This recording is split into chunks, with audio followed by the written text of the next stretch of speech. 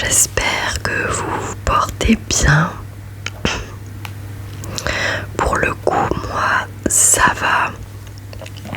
J'essaye de supporter cette chaleur écrasante dans le sud.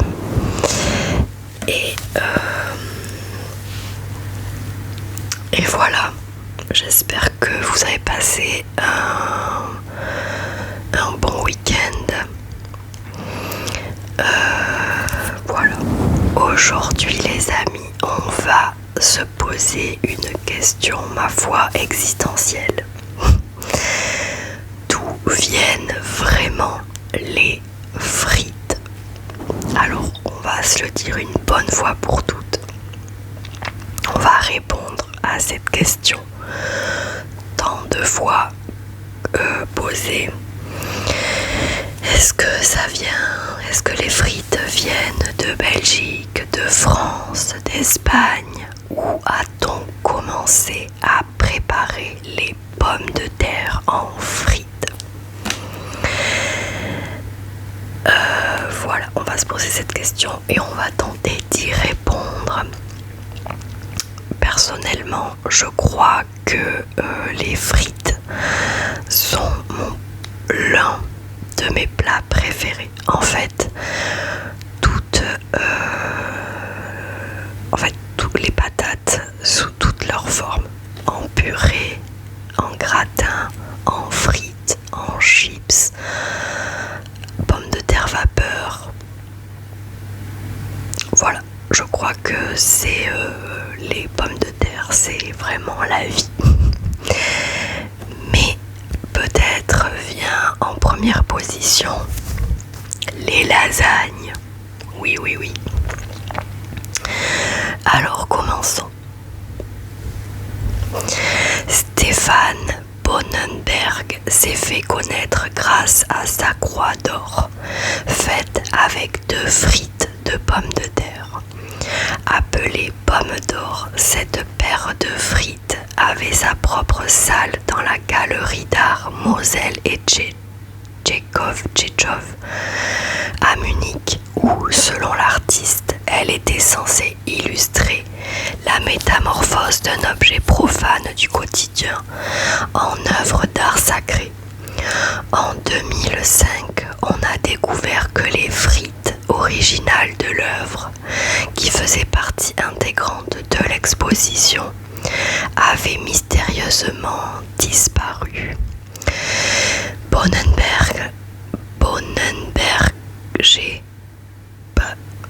C'est pas écrit pareil. Bon, je ne sais pas. Stéphane, a intenté un procès et a reçu la somme de 2000 €. Probablement la plus grosse somme jamais dépensée pour 2 lamelles de pommes de terre. Voilà un moment fort de l'histoire de la frite. D'aucuns soutiennent que les frites sont originaires de Belgique, où les villageois qui habitaient le long de la Meuse mangeaient traditionnellement du poisson frit. En hiver, lorsque la rivière gelait, les villageois alors privés de poisson le remplaçaient par des pommes de terre qu'ils faisaient frire.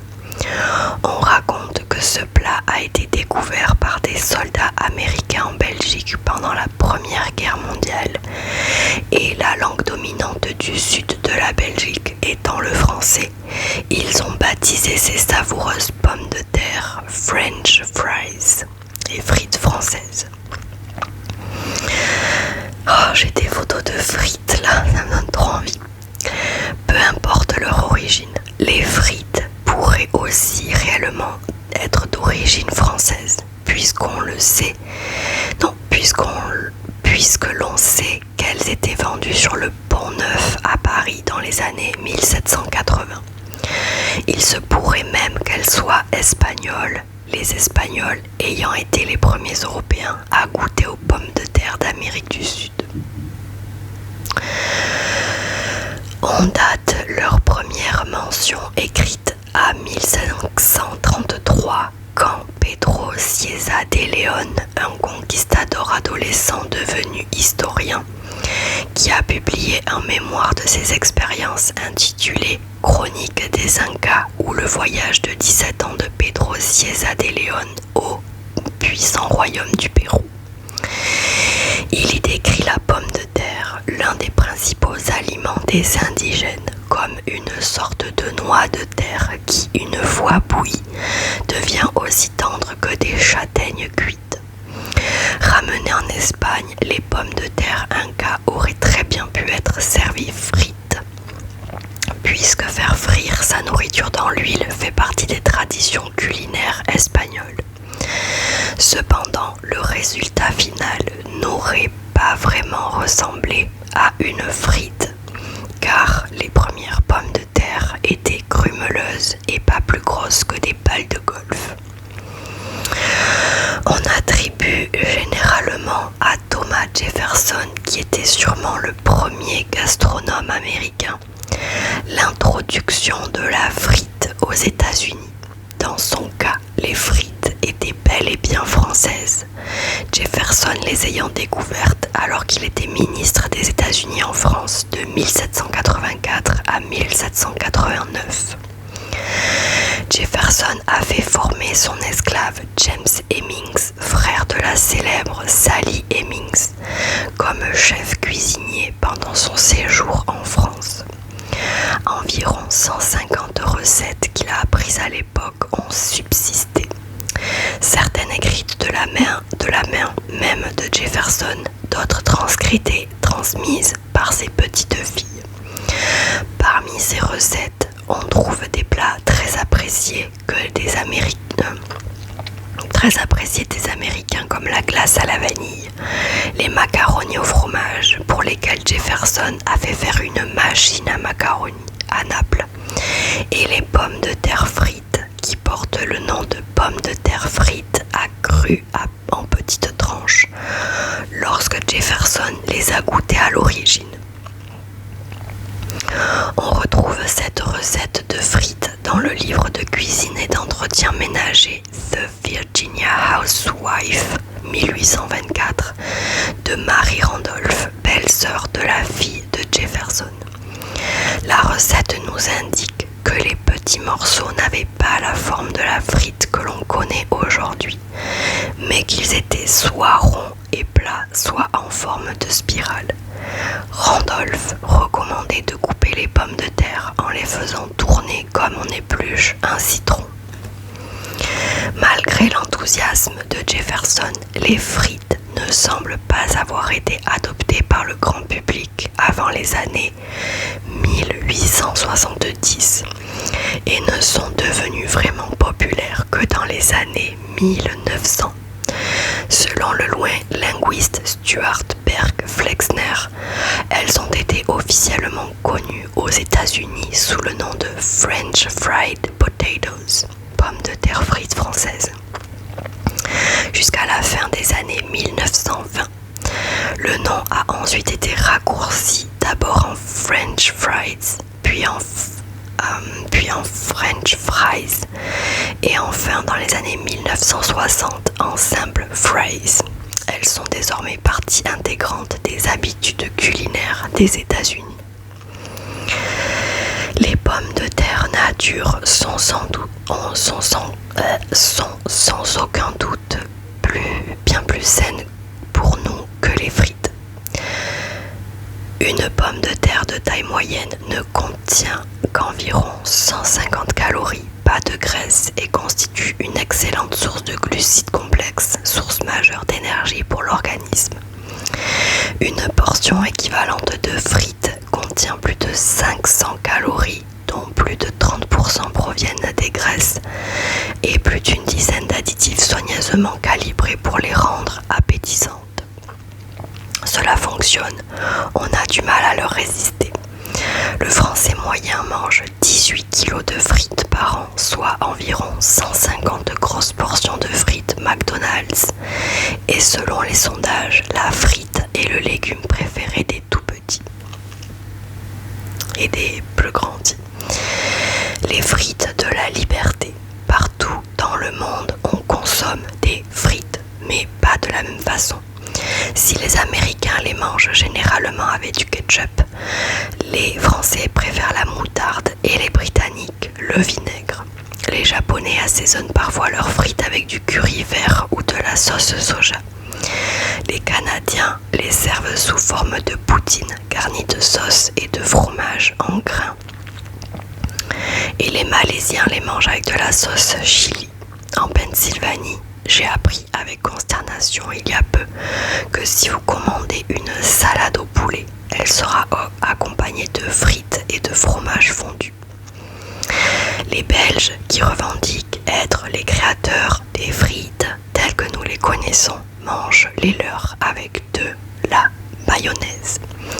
Il est presque certainement trop tard pour changer leur appellation américaine, car les French fries sont désormais ancrés dans la langue anglaise, comme ce qui pourrait être une erreur géographique, au même titre que d'autres maladresses linguistiques comme amérindien ou dame chinoise. À mon avis, c'est aux Belges que la gloire devrait revenir. Ces derniers, qui ont demandé à l'UNESCO de faire de la frite un symbole officiel du patrimoine immatériel belge, mangent non seulement plus de frites que les Français, mais comptent également plus de vendeurs de frites, les frites Cots, par personne que n'importe quel autre pays du monde. Et si cela ne suffit pas à nous convaincre, le premier et jusqu'à présent unique musée de la frite au monde se situe en Belgique. Pendant quelques années honteuses, les Américains, du moins leurs représentants au Congrès, ont voulu remplacer le nom French fries au profit de Freedom Fries, les frites de la liberté, parfaitement patriotiques.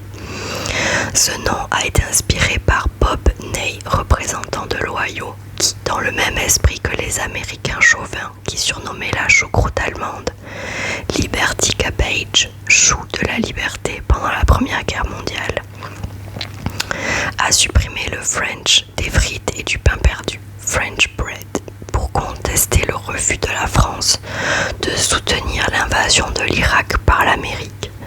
Un sondage Gallup a montré que 66% des Américains trouvaient cette décision stupide et les frites de la liberté sont doucement redevenues françaises en 2006.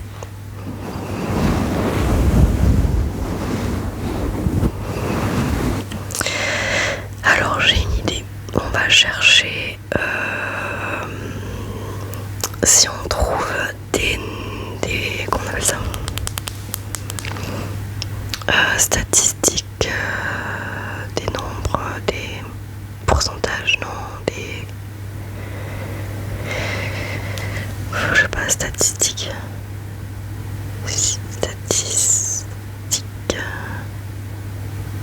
frites.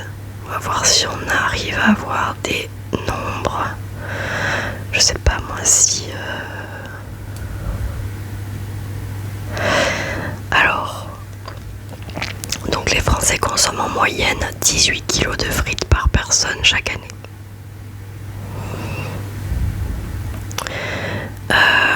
Voyons, consommation de frites dans le monde. Alors, continuer sans accepter.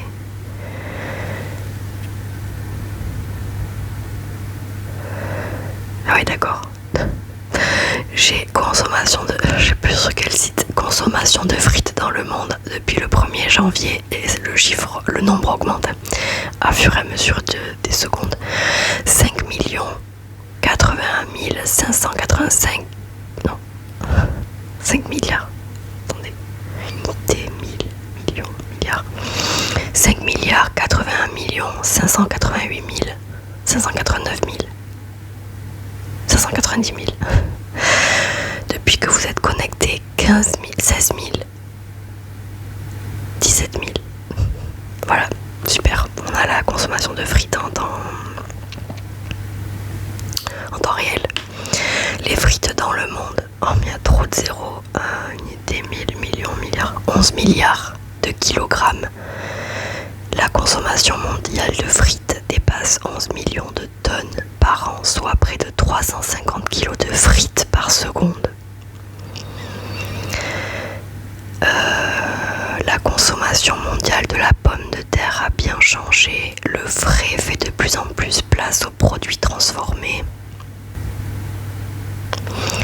Il en va de même pour la frite, de moins en moins faite maison et de plus en plus consommée en restauration collective. La Belgique est le premier exportateur mondial de frites. Le règne de McCain sur la frite française, 55 kg, avec près de 55 kg consommés par an et par habitant. La pomme de terre et les produits à base de pommes de terre tiennent une place importante dans l'alimentation des Français. Une frite surgelée sur 3 consommée en Europe est une frite McCain. 53%. Les amateurs de frites sont nombreux à ignorer la composition de leur aliment fétiche. 53% des consommateurs de frites McCain ne pensent pas ou ne savent pas que les frites qu'ils achètent sont simplement faites avec des pommes de terre, de l'huile et rien d'autre. C'est bien ça.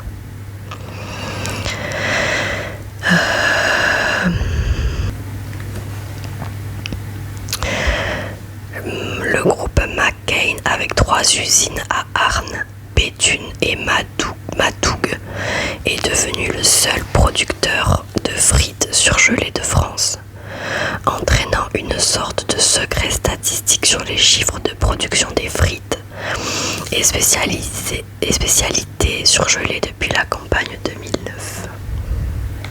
Il n'y a pas d'autres chiffres. Ah, chiffres, c'est ça que je voulais dire. Les chiffres des frites. Combien de frites? Transformation. Bon. 18 kilos quoi.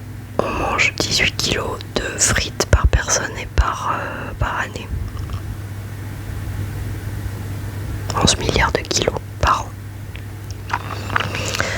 Mais je suis un peu bancale là. Bon, allez. Voilà, on en a appris plus sur les frites, les amis. Voilà, j'espère que cette vidéo vous aura enrichi, détendu, relaxé, intéressé, que peut-être que vous êtes en train de manger des frites quand vous me regardez. Je vous fais de très gros bisous les amis, prenez soin de vous, buvez de l'eau, il fait très chaud. Prenez soin de vous, soyez heureux. En tout cas, moi je vous souhaite tout le bonheur du monde. Mangez des frites, on se fait plaisir. Le body summer, on s'en fout. Et voilà, tout va bien.